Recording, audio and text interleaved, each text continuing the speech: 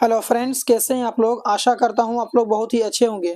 देखिए दोस्तों, आज के इस वीडियो में मैं आपको बिहार डीएलएड एंट्रेंस एग्जाम 2024 के लिए मैं आपको हिंदी के मुहावरे से रिलेटेड कुछ प्रश्न लेके आ गया हूं, जो कि बहुत ही इंपॉर्टेंस है। और आप इन मुहावरों को जरूर याद करें, क्योंकि ऐसे ही प्रश्न जो कि बार बार एंट्रेंस एग्जाम में पूछे जा चुके हैं और पूछे जाने की संभावना ज्यादा रहती है। इसीलिए इस वीडियो को फुल देखें और उसके बाद में आप लोग सारे मुहावरों को जरूर याद कर ले। तो चलिए वीडियो को स्टार्ट करते हैं। पहला मुहावरा है कि चांद पर थूकना। तो इस मुहावरे का क्या मतलब हुआ कि पागलपन का व्यवहार, या फिर अच्छे व्यक्ति की निंदा करना, या फिर आपका लोक व्यवहार के विरुद्ध आर्चन करना, या फिर क्रोध प्रकट करना यानी गुस्सा प्रकट करना। तो क्या इसका मतलब हुआ? चांद पर थूकने का जो मुहावरा है, इस मुहावरे का क्या मतलब हुआ? तो देखिए, इसका जो राइट आंसर है वो हो जाएगा ऑप्शन नंबर बी, यानी अच्छे व्यक्ति की निंदा करना। अच्छे व्यक्ति की निंदा करना चांद पर थूकने का मतलब हुआ। ठीक है, चलिए क्वेश्चन नंबर 2 की तरफ ध्यान दें। इसमें कह रहा है कि छठी का दूध याद आना। ये सब मुहावरा जो है कि अक्सर व बेशतर लोग यूज क्या करते हैं। तो छठी का दूध याद आना, इस मुहावरे का क्या मतलब हुआ? बचपन की याद करना, बच्चों जैसा व्यवहार करना, या फिर शुद्ध भूल जाना, या फिर बहुत कष्ट होना। तो देखिए, इसका जो सही आंसर है दोस्तों, वो आपका हो जाएगा ऑप्शन नंबर आपका सी, यानी शुद्ध भूल जाना। ठीक है, चलिए अब नेक्स्ट प्रश्न आपके सामने में कि झक मारना। झक मारने का जो मुहावरा है, इसका अर्थ क्या हुआ? समय व्यर्थ नष्ट करना, या फिर इधर उधर घूमना, या फिर नौकरी की तलाश में घूमना, या फिर घाटे का व्यापार करना। तो इसका जो आंसर हो जाएगा दोस्तों, वो हो जाएगा ऑप्शन नंबर बी, यानी इधर उधर घूमना। ये झक मारना, इसका जो मुहावरे का जो अर्थ है, इधर उधर घूमना। ठीक है friends, Bihar DElEd entrance exam के लिए डेली क्लासेस हमारे 6:30 बजे शाम में डेली का डेली अपलोड होती है, इसलिए हमारे चैनल से जुड़े रहेंगे। और प्रत्येक दिन जो मेरा जो वीडियोस अपलोड होता है 6:30 बजे, उस क्लासेस होती हैं, तो आप लोग जरूर क्लास को ज्वाइन कर लेंगे। ठीक है, चलिए नेक्स्ट प्रश्न है कि दाता का हाथ लगना। इसका इस मुहावरे का क्या मतलब हुआ?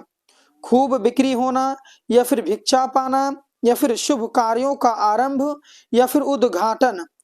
तो देखिए, दाता का हाथ लगना, इस मुहावरे का अर्थ हुआ खूब बिक्री होना। खूब बिक्री होना। ठीक है, चलिए अब नेक्स्ट प्रश्न आपके सामने में कि दान की बछिया के दांत देखना। इस मुहावरे का क्या मतलब हुआ? व्यवहार कुशल ना होना, या फिर मुफ्त की चीज का मूल्यांकन करना, या फिर पशु विज्ञान ना जानना, या फिर दान ना लेना। तो दान की बछिया के दांत देखना, इस मुहावरे का जो सही मतलब है वो आपका हो जाएगा ऑप्शन नंबर बी, यानी मुफ्त की चीज का मूल्यांकन करना। ठीक है, चलिए नेक्स्ट प्रश्न आपके सामने में ध्वजा फहराना। ध्वजा फहराना, इसका मतलब क्या हुआ? विजय प्राप्त करना, या फिर प्रसन्नता व्यक्त करना, या फिर यश पाना, या फिर प्रभाव जमाना। तो देखिए, ध्वजा फहराने का मतलब हुआ यश पाना। क्या हुआ इसका मतलब? यश पाना। तो इसका जो सही आंसर है ऑप्शन नंबर सी होगा, बिल्कुल राइट। नेक्स्ट प्रश्न आपके सामने में नानी याद आना। नानी याद आने का मतलब क्या हुआ? इस मुहावरे का असल मतलब क्या है? पुरानी बातें याद करना, ननसाल जाना, भय के कारण कांपना, या होश ठिकाने आना।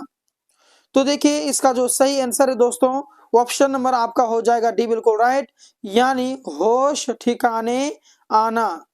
चलिए अब नेक्स्ट प्रश्न है कि पत्थर पर कमल जमाना। तो पत्थर पर कमल जमाना, इसका जो मतलब है वो क्या है? निम्न कुल में श्रेष्ठ बालक का जन्म, या फिर तांत्रिक चमत्कार, असंभव बात होना, ये काव्योक्ति। क्या होगा इसका आंसर बताइए? इसका ऑप्शन नंबर सी बिल्कुल राइट हो जाएगा, यानी असंभव बात होना। ठीक है, अब नेक्स्ट प्रश्न आपके सामने में पौ बारा होना। पौ बारा होने का मतलब क्या हुआ? विजय का पहचान, जीत होना, बहुत लाभ होना, या फिर चौपड़ के खेल का एक दांव। तो देखिए इसका जो सही आंसर है वो आपका ऑप्शन नंबर बी बिल्कुल राइट होगा, यानी बहुत लाभ होना। ठीक है, चलिए अब नेक्स्ट प्रश्न आपके सामने में कि फूटी आंख ना भाना, फूटी आंख ना भाना इसका मतलब क्या हुआ? कुछ भी ना अच्छा लगना, या फिर एक आंख से दिखाई देना, या फिर जरा भी अच्छा ना लगना, या फिर आंख फूट जाने पर कुछ भी दिखाई ना देना। क्या मतलब हो इसका? जी बिल्कुल सही कहा आपने। इसका जो सही आंसर है वो आपका हो जाएगा ऑप्शन सी, यानी जरा भी अच्छा ना लगना। ठीक है, चलिए अब नेक्स्ट प्रश्न आपके सामने में कि फूला ना समाना, फूला ना समाना इसका मतलब क्या हुआ? मतवाला हो जाना, इधर उधर कूदना, या फिर कपड़े छोटे हो जाना, या बहुत प्रसन्न होना। तो देखिए फूलाना समाना का जो मतलब हुआ वो आपका हो जाएगा बहुत प्रसन्न होना। ठीक है, बहुत खुश होना, बहुत प्रसन्न होना। अब नेक्स्ट प्रश्न आपके सामने में कि बहती गंगा में हाथ धोना इस मुहावरे का क्या मतलब हुआ? मौज करना, मनमानी करना, शुद्ध जल में स्नान करना, अवसर का लाभ उठाना। तो देखिए इसका जो सही आंसर है दोस्तों वो हो जाएगा ऑप्शन नंबर आपका डी बिल्कुल राइट, यानी अवसर का लाभ उठाना। अब नेक्स्ट प्रश्न आपके सामने में कि भाड़े का टट्टू, तो भाड़े का टट्टू का क्या मतलब हुआ? किराए का आदमी, पैसे का लोभी, काम चोर, मालिक के साथ धोखा करने वाला सेवक। तो भाड़े का जो टट्टू होता है दोस्तों वो हो जाएगा आपका ऑप्शन नंबर बी, यानी पैसे का लोभी। क्या हो जाएगा? पैसे का लोभी। अब नेक्स्ट प्रश्न आपके सामने में कह रहा है कि मचा मचा कर खाना, तो मचा मचा कर खाने का क्या मतलब हुआ? वातावरण को गंदा करना, उत्पाद मचाना, दुष्टता करना, ना समय खाना और ना किसी अन्य को खाने देना। तो फ्रेंड्स इसका जो सही आंसर है वो आपका ऑप्शन नंबर इसका बी बिल्कुल राइट होगा, यानी उत्पाद मचाना। ठीक है, नेक्स्ट प्रश्न कर रहा है कि मुट्ठी गरम करना, मुट्ठी गरम करने का क्या मतलब हुआ? पिटाई लगाना, या हाथ मिलाना, व्यायाम करना, या घूस देना। तो देखिए मुट्ठी गरम करने का जो मतलब है वो है घूस देना। तो इसका जो सही आंसर है वो आपका ऑप्शन नंबर इसका डी बिल्कुल राइट हो जाएगा। अब नेक्स्ट प्रश्न आपके सामने में कि मूछ मुड़ाना, मूछ मुड़ाने का क्या मतलब हुआ? नए फैशन करना, हार मानना, शर्त लगाना, या फिर पिर्त होना, पिर्तहीन होना। तो देखिए इसका जो सही आंसर है दोस्तों वो ऑप्शन नंबर आपका बी बिल्कुल राइट होगा, यानी हार मानना। ठीक है, चलिए जी नेक्स्ट प्रश्न देखिए, रंग में भंग डालना, तो रंग में भंग डालने का क्या मतलब हुआ? परेशान करना, या फिर उत्पाद मचाना, या फिर बिजली गुल कर देना। तो देखिए रंग में भंग डालने का जो मतलब है वो हो जाएगा ऑप्शन नंबर सी बिल्कुल राइट। चलिए अब नेक्स्ट प्रश्न को देखिए कि लकीर का फकीर होना, तो लकीर का फकीर होने का क्या मतलब है? सीधी राह पर चलना, या फिर बड़ों की आज्ञा मानना, या किसी की बात ना सुनना, या फिर पुरानी रीति रिवाज से जकड़ा होना। तो दोस्तों इसका जो सही आंसर है वो आपका हो जाएगा ऑप्शन नंबर इसका डी बिल्कुल राइट, यानी पुराने रीति रिवाज से जकड़ा होना, लकीर का फकीर होने का मतलब। ठीक है, नेक्स्ट प्रश्न है कि लेने के देने पड़ना, तो लेने के देने पड़ने का क्या मतलब है? कुछ का कुछ होना, व्यापार में हानि होना, कर्जदार होना, उल्टी बात करना। तो देखिए लेने के देने पड़ने का जो मतलब है वो हो जाएगा आपका ऑप्शन नंबर ए बिल्कुल राइट, यानी कुछ का कुछ होना। ठीक है, चलिए जी अब नेक्स्ट प्रश्न को देखिए, वचन देना, तो वचन देना मुहावरे का क्या अर्थ हुआ? प्रतिज्ञा करना, या फिर आश्वासन देना, मीठी बात कहना, या फिर सहारा देना। तो देखिए प्रतिज्ञा करने का जो मतलब है वो हो जाएगा सॉरी वचन देने का जो मतलब है वो हो जाएगा प्रतिज्ञा करना, यानी वादा करना, है ना। चलिए जी नेक्स्ट प्रश्न को देखिए, यहाँ कह रहा है कि सांप छुछुंदर की हालत, सांप छुछुंदर की हालत इसका मतलब क्या हुआ?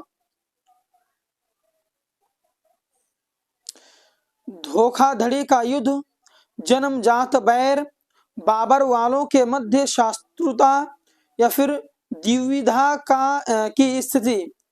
तो दोस्तों इसका जो सही आंसर है वो आपका हो जाएगा ऑप्शन नंबर डी, बिल्कुल राइट है, यानी दुविधा की स्थिति। चलिए जी, नेक्स्ट प्रश्न है कि सिर पर कफन बांधना, इसका क्या मतलब हुआ?